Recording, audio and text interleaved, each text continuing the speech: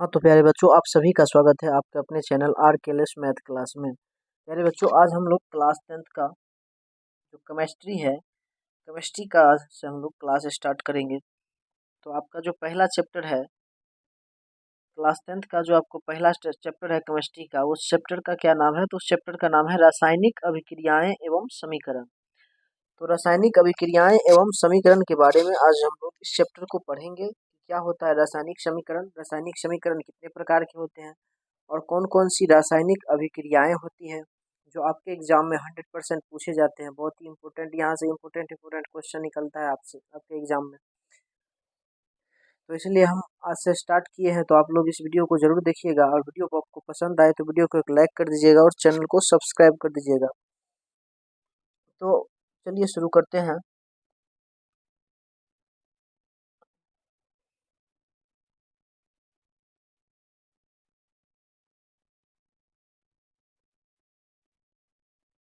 तो आज के क्लास को चलिए हम लोग स्टार्ट करते हैं। तो देखिए, यहाँ से अध्याय जो एक है आपका केमिस्ट्री का जो अध्याय एक है आपका, चैप्टर 1 है, उसका नाम है रासायनिक अभिक्रिया एवं रासायनिक समीकरण। ठीक है, आपको अगर वीडियो में अच्छा सा अगर धुंधला दिखाई दे, अच्छे से नहीं दिखाई दे, तो आप लोग क्या कीजिएगा, मोबाइल के सेटिंग में जा करके आप लोग क्वालिटी थोड़ा सा बढ़ा लीजिएगा तो अच्छे से दिखाई देगा। ठीक है, तो सबसे पहले चैप्टर का जो नाम है आपका रासायनिक अभिक्रिया एवं रासायनिक समीकरण। तो सबसे पहले हम लोग समझेंगे कि रासायनिक अभिक्रिया क्या होती है। जो रासायनिक अभिक्रिया के बारे में हम लोग जानेंगे कि रासायनिक अभिक्रिया क्या होता है। ठीक है, तो देखिए, यहाँ से ध्यान से समझिएगा, और आप लोग एक कॉपी और कलम लेकर के बैठ जाइए और आराम से सभी को लिख लीजिएगा, क्योंकि यहाँ से आपके एग्जाम में 100% क्वेश्चन बनते हैं। तो देखिए, रासायनिक अभिक्रिया क्या है, आपका क्वेश्चन है कि रासायनिक अभिक्रिया क्या है। ठीक है, तो रासायनिक अभिक्रिया क्या है, तो इसको हम लोग समझेंगे बड़े ही ध्यान से। देखिए, जब कोई पदार्थ अकेले ही या किसी अन्य पदार्थों से क्रिया करके भिन्न गुण वाले एक या अधिक नए पदार्थों का निर्माण करता है, तो यह प्रक्रिया रासायनिक अभिक्रिया कहलाती है। जब कोई पदार्थ अकेले ही या किसी अन्य पदार्थ से क्रिया करके भिन्न गुण वाले एक या अधिक नए पदार्थों का जब निर्माण करता है, तो उसी को हम लोग कहते हैं रासायनिक अभिक्रिया। जैसे देखिए, यहाँ पर hydrogen hydrogen plus Cl2, hydrogen plus chlorine मिलकर के क्या बनता है, 2HCl, H2 प्लस Cl2 यानी 2HCl, यानी हाइड्रोजन प्लस क्लोरीन मिलकर के क्या बनता है, हाइड्रोजन क्लोराइड बनता है, हाइड्रोजन क्लोराइड बनता है। तो यही आपको रासायनिक अभिक्रिया हुआ, जिसमें एक या दो या दो से अधिक पदार्थ मिलते हैं और मिल करके एक नए पदार्थ का निर्माण करते हैं। तो इसलिए इसका परिभाषा हम लोग लिखेंगे कि जब कोई पदार्थ अकेले ही या किसी अन्य पदार्थ से क्रिया करके भिन्न गुण वाले एक नए पदार्थ का निर्माण करते हैं, तो उसे हम रासायनिक अभिक्रिया कहते हैं। ठीक, उम्मीद करते हैं कि ये जो क्वेश्चन है आपको समझ में अच्छे से आ गया होगा। ठीक है, तो अब चलते हैं प्रश्न संख्या 2 पर। प्रश्न संख्या 2 और 3 जो है, ये भी बहुत ही ज़्यादा महत्वपूर्ण है। तो ये प्रश्न क्या है, अभिकारक। अभिकारक क्या है, तो क्या होता है अभिकारक? तो जो पदार्थ रासायनिक अभिक्रिया में भाग लेकर जो भी पदार्थ रासायनिक अभिक्रिया में भाग लेकर एक नए पदार्थ बनाते हैं, उन्हें हम अभिकारक कहते हैं। जो भी पदार्थ रासायनिक अभिक्रिया में भाग लेकर नए पदार्थ बनाते हैं, उसे हम अभिकारक कहते हैं। अभिकारक कहने का मतलब कि जैसे मान लीजिए H2 प्लस Cl2, ये पदार्थ इस रासायनिक अभिक्रिया में क्या किया है, भाग लिया है, जिसके फलस्वरूप क्या बना है, 2HCl, हाइड्रोजन क्लोराइड बना है। तो जो अभिक्रिया में भाग लिया हाइड्रोजन और क्लोरीन, इसे हम कहेंगे अभिकारक। इसे क्या कहेंगे, अभिकारक। और इसके फलस्वरूप जो प्राप्त हुआ 2HCl, तो 2HCl हमको मेरा क्या हो गया, तो ये हुआ प्रतिफल। क्या हुआ, प्रतिफल। अभी हम लोग समझेंगे आगे कि प्रतिफल क्या होता है। तो प्रतिफल यानी प्रोडक्ट, प्रतिफल को ही दूसरा नाम, प्रतिफल को हम लोग उत्पाद भी कहते हैं, है ना। तो प्रतिफल क्या होता है, तो प्रतिफल होता है कि रासायनिक अभिक्रिया के फलस्वरूप बनाए गए नए पदार्थ प्रतिफल कहलाता है। यानी जैसे H2 प्लस Cl2, हाइड्रोजन और क्लोरीन मिलकर के जब 2HCl बनता है, यानी कि तो यही जो नया पदार्थ एक बनता है 2HCl हाइड्रोजन क्लोराइड, तो इसको हम लोग कहते हैं प्रतिफल। और H2+Cl2 यहाँ पर क्या है, तो ये आपको अभिकारक है। क्या है? अभिकारक है। H2+Cl2 क्या कहलाएगा? अभिकारक। और इसके फलस्वरूप जो नया पदार्थ बना 2HCl, इसी को हम लोग क्या कहेंगे? प्रतिफल। और प्रतिफल का दूसरा नाम क्या है? तो उत्पाद है। इसका दूसरा नाम क्या है? उत्पाद। ठीक है। अब हम लोग चलते हैं तीसरा वाले प्रश्न पर। तीसरा प्रश्न है आपका यहाँ से कि रासायनिक अभिक्रिया की विशेषता बतावे। बहुत मोस्ट इम्पोर्टेंट क्वेश्चन है। इम्पोर्टेंट क्वेश्चन है, वेरी वेरी इम्पोर्टेंट। रासायनिक अभिक्रिया की विशेषता बतावें। वेरी वेरी इम्पोर्टेंट ये क्वेश्चन है। ठीक। तो रासायनिक अभिक्रिया की विशेषता हम लोग अगर कहेंगे तो रासायनिक अभिक्रिया की विशेषता निम्नलिखित प्रमुख है, यानी कई सारे रासायनिक अभिक्रिया की विशेषताएं हैं। रासायनिक अभिक्रिया की कई सारी विशेषताएं हैं, जिसमें से पहली विशेषता क्या है कि रासायनिक अभिक्रिया के फलस्वरूप गैसों की उत्पत्ति होती है, यानी गैसों की उत्पत्ति। तो कुछ रासायनिक अभिक्रियाएं ऐसी भी होती है जिनमें कोई गैस उत्पन्न होती है। कुछ रासायनिक अभिक्रिया ऐसी होती है जिसके फलस्वरूप कोई गैस उत्पन्न होती है, जैसे कि दानेदार जस्ता की अभिक्रिया तनु हाइड्रोक्लोरिक अम्ल से कराने पर हाइड्रोजन गैस उत्पन्न होती है।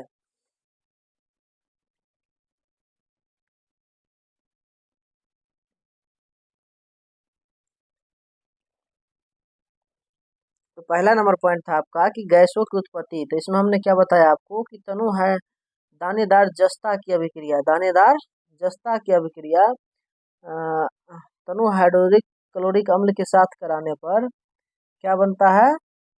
हाइड्रोजन गैस उत्पन्न होती है। इसका दूसरा जो पॉइंट है, दूसरा पॉइंट है अवक्षेप का बनना। दूसरा पॉइंट क्या है? अवक्षेप का बनना। अब अवक्षेप क्या होता है? तो अवक्षेप एक ठोस पदार्थ होता है। अवक्षेप क्या होता है? एक ठोस पदार्थ होता है जो रासायनिक अभिक्रिया के फलस्वरूप विलयन में से अलग हो जाता है। अवक्षेप क्या होता है? एक ठोस पदार्थ होता है जो रासायनिक अभिक्रिया के फलस्वरूप क्या होता है? विलयन से पृथक हो जाता है। जैसे हम बालू के महीन कण को अगर पानी में मिक्स कर देंगे तो वो क्या होगा? बालू एक ठोस पदार्थ है और वो पानी में क्या होगा? अवक्षेप के रूप में नीचे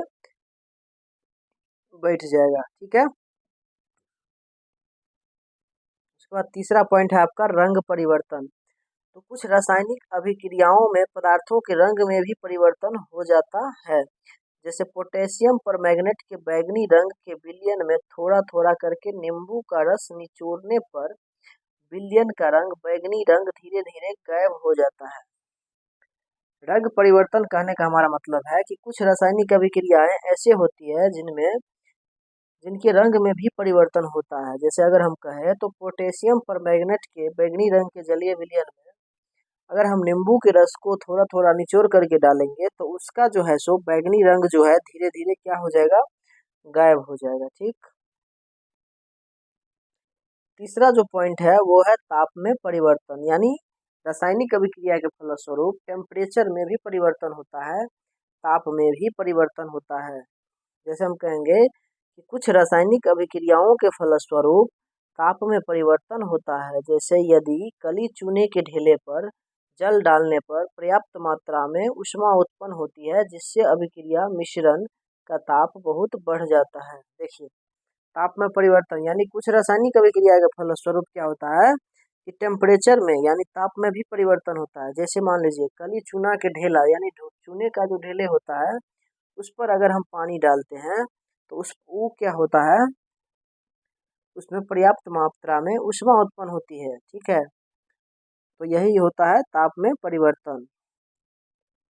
उसके बाद अगला जो क्वेश्चन है वो 5 नंबर प्रश्न क्या कह रहा है कि रासायनिक समीकरण से प्राप्त होने वाली सूचनाएं बतावें। हम लोग रासायनिक समीकरण के बारे में जो पढ़े तो रासायनिक समीकरण से क्या सूचना प्राप्त होती है? तो रासायनिक समीकरण से प्राप्त होने वाली सूचनाएं निम्नलिखित प्रमुख है। यह अभिकारकों एवं प्रतिफलों के संकेत या सूत्र की जानकारी देता है। रासायनिक अभिक्रिया क्या करता है कि अभिकारकों एवं प्रतिफल, अभिकारक जो हम लोग पढ़े वो अभिकारक और प्रतिफल के संकेत एवं सूत्र की जानकारी देता है। दूसरा क्या कहता है कि यह अभिक्रिया में भाग लेने वाले पदार्थों और अभिक्रिया के फलस्वरूप बने उत्पादों की जानकारी देता है। रासायनिक समीकरण का क्या काम है कि यह अभिक्रिया में भाग लेने वाले पदार्थों और अभिक्रिया के फलस्वरूप बने उत्पाद की जानकारी देता है कि रासायनिक अभिक्रिया के फलस्वरूप कौन से नए पदार्थ बने हैं, उसकी जानकारी रासायनिक अभिक्रिया समीकरण से प्राप्त होती है। तीसरा पॉइंट है कि यह अभिक्रिया में भाग लेने वाले अभिकारकों के परमाणु एवं अणुओं के आपेक्षिक संख्याओं की जानकारी देता है। रासायनिक समीकरण जो है यह अभिक्रिया में भाग लेने वाले जो अभिकारक होता है उस अभिकारक में परमाणु संख्या और अणुओं की संख्याओं की जानकारी देता है। अगला जो पॉइंट है, यह अभिक्रिया के फलस्वरूप निर्मित प्रतिफलों के परमाणुओं एवं अणुओं की अपेक्षिक संख्याओं की जानकारी देता है। और नेक्स्ट 5 नंबर जो पॉइंट है कि यह अभिकारकों और प्रतिफलों के मोल के अनुपात की जानकारी देता है।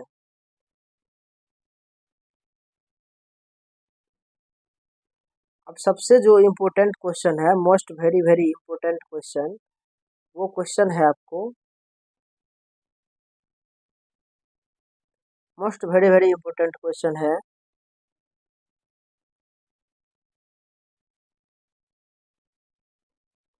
रासायनिक समीकरण से प्राप्त होने वाली रासायनिक समीकरण से होने वाले लाभ को बतावे। कि रासायनिक समीकरण से क्या क्या लाभ होते हैं इसको बताना है। तो रासायनिक समीकरण से होने वाले लाभ निम्नलिखित प्रमुख है। रासायनिक समीकरण से निम्नलिखित प्रमुख लाभ है।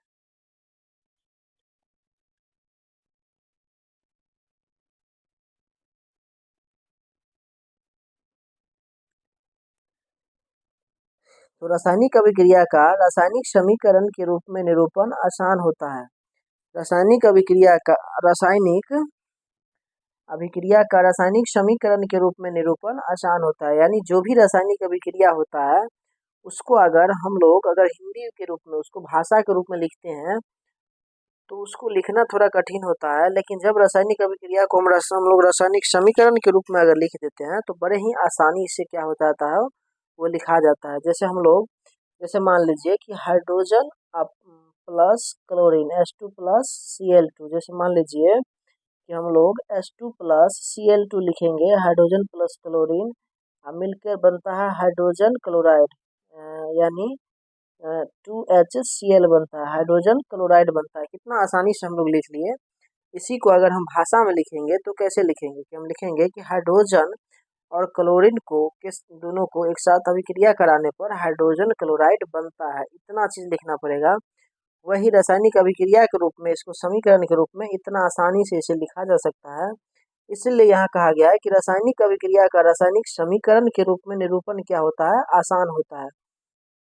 और दूसरा पॉइंट होता है इसमें समय की बचत होती है। देखिए अभी हम लोग तुरंत लिख लिए, जैसे हम लिखेंगे C+O2 C+O2 तो क्या बन जाएगा CO2, तुरंत लिख लिए, 1 मिनट के अंदर लिख लिए।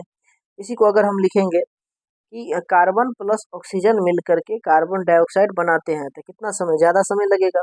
लेकिन ऐसे अगर समीकरण के रूप में लिख लेंगे तो बहुत कम समय में हो जाएगा। इसलिए लिखाए हैं कि इसमें समय की क्या होती है, बचत होती है। तीसरा पॉइंट है कि इसमें लिखने के लिए कागज पर कम स्थान की आवश्यकता होती है। साथ ही इसको लिखने के लिए कागज पर भी कम स्थान की आवश्यकता होती है, जिससे कागज की क्या होती है, बचत होती है। चौथा नंबर पॉइंट है इसकी सहायता से प्रतिफल की एक निश्चित मात्रा के निर्माण के लिए आवश्यक अभिकारकों के द्रव्यमानों की गणना ठीक ठीक की जा सकती है। ठीक है। अगला जो पॉइंट है 5वां कि संपूर्ण विश्व में एक ही प्रकार के रासायनिक संकेतों का उपयोग होता है, अतः वैज्ञानिकों को रासायनिक समीकरण की जानकारी प्राप्त करने में किसी प्रकार की कठिनाई नहीं होती है। ठीक। अब रासायनिक समीकरण से हम लोग लाभ देखें तो रासायनिक समीकरण का तो कुछ दोष भी होगा ना। तो रासायनिक समीकरण की अब हम लोग सीमाएं के बारे में जानेंगे। सीमा का मतलब होता है दोष, कि रासायनिक समीकरण के क्या क्या दोष हैं। रासायनिक समीकरण के क्या क्या दोष हैं उसके बारे में अब हम लोग जानेंगे। ठीक है। तो देखिए, तो रासायनिक समीकरण की सीमाएं निम्नलिखित प्रमुख होती है, यानी निम्नलिखित प्रमुख रासायनिक समीकरण के दोष होते हैं। रासायनिक समीकरण से अभिकारकों और प्रतिफलों के भौतिक अवस्था जैसे कि ठोस, द्रव या गैस की जानकारी नहीं हो पाती है। रासायनिक समीकरण जब हम लोग बनाते हैं तो रासायनिक समीकरण की मदद से हमें इस बात की जानकारी नहीं मिल पाती है कि वो जो पदार्थ है प्रतिफल अभिकारक के अभिक्रिया के फलस्वरूप जो प्रतिफल के रूप में उत्पाद के रूप में जो नया पदार्थ बना है वो ठोस है, द्रव है या फिर गैस है, इसकी जानकारी हमें नहीं हो पाती है रासायनिक समीकरण के माध्यम से। वही दूसरा पॉइंट क्या है, दूसरा पॉइंट में कहा गया है कि रासायनिक अभिक्रिया के फलस्वरूप उत्सर्जित या अवशोषित ऊष्मा की जानकारी रासायनिक समीकरण से नहीं हो पाती है। यानी रासायनिक अभिक्रिया के फलस्वरूप उत्सर्जित या अवशोषित ऊष्मा की जानकारी रासायनिक समीकरण से नहीं हो पाती है। अर्थात रासायनिक समीकरण यह जानकारी नहीं देता है कि अभिक्रिया ऊष्माक्षेपी है या ऊष्माशोषी है, यानी ऊष्मा ये उत्पन्न कर रही है या ऊष्मा ग्रहण कर रही है, इस बात की जानकारी इससे नहीं मिल पाती है। तीसरा नंबर पॉइंट है कि रासायनिक समीकरण से उस बात की जानकारी नहीं मिल पाती है कि किन किन दिशाओं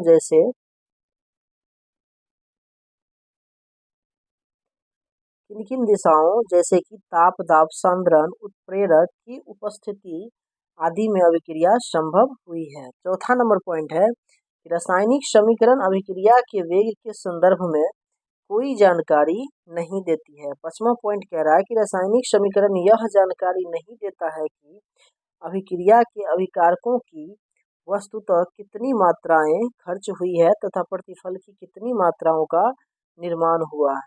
ठीक है, तो आज हम लोग रहने देते हैं यहीं तक, और नेक्स्ट वीडियो में हम लोग पढ़ेंगे कि रासायनिक समीकरण की सीमाओं को दूर करने के लिए क्या क्या प्रयास की जा सकती है। तो इन सभी चीज़ों के बारे में हम लोग नेक्स्ट क्लास में चर्चा करेंगे। और आज की क्लास में हम जितना आपको पढ़ाए हैं, जितना बताए हैं, उतना को आप लोग कॉपी में ज़रूर नोट कर लीजिएगा और उसको अच्छे से याद कर लीजिएगा, क्योंकि जब चैप्टर ख़त्म होगा तो हम लोग टेस्ट लेंगे, ऑनलाइन टेस्ट, जिसमें ऑब्जेक्टिव सब्जेक्टिव सारे क्वेश्चन का टेस्ट लेंगे। इसलिए आप लोग तैयारी अच्छे से कीजिए।